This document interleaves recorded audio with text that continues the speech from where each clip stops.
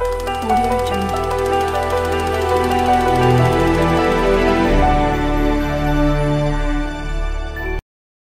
Quisiera decir mi placer y el honor que es para mí y para la UNESCO estar con ustedes hoy aquí.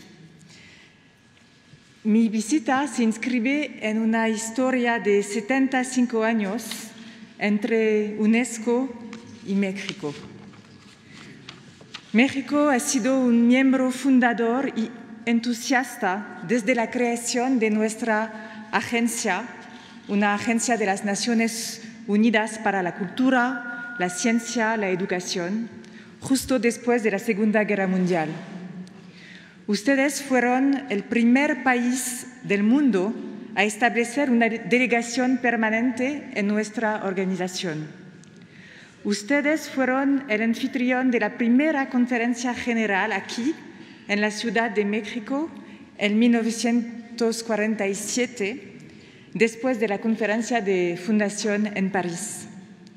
Y el año siguiente, un gran mexicano, el poeta diplomático Jaime Torres Bodet, tomó la dirección de nuestra organización y dio forma a los contornos de la organización. Y ayer tuve el placer de rendirle homenaje en el extraordinario Museo Nacional de Antropología que él tanto impulsó.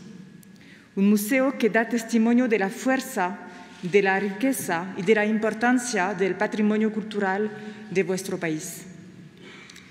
Un patrimonio que es reconocido y acompañado por la UNESCO por medio de 35 sitios que figuran en la lista del Patrimonio Mundial de la Humanidad, pero también por medio de las artes, tradiciones, prácticas que constituyen la riqueza cultural del país en toda su diversidad.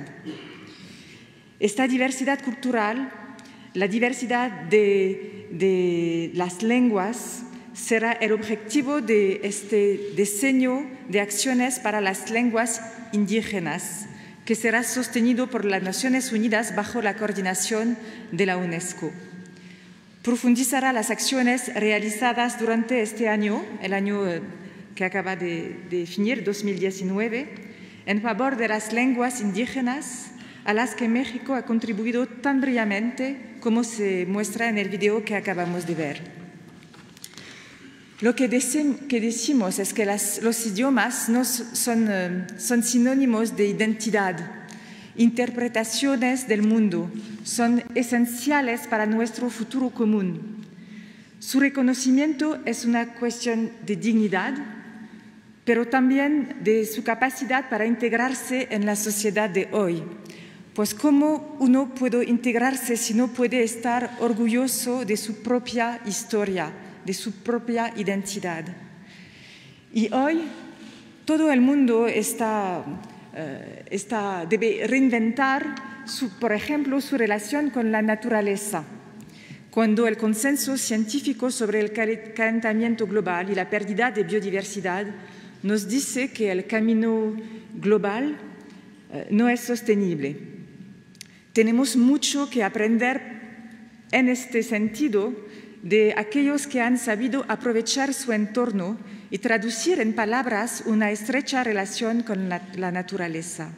Aunque solo sea por el reto futuro de preservar el clima y la naturaleza, sabemos que los pueblos indígenas no son pueblos del pasado, sino del futuro, y su contribución es esencial para nuestro mundo de mañana.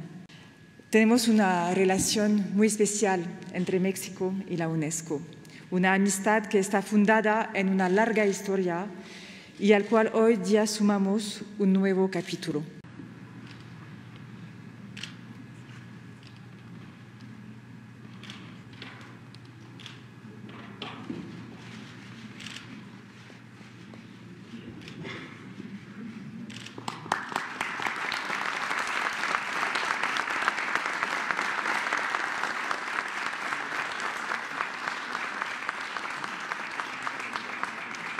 Al día de hoy, la mitad de los hogares de México, la mitad de las viviendas, está recibiendo cuando menos un programa de bienestar.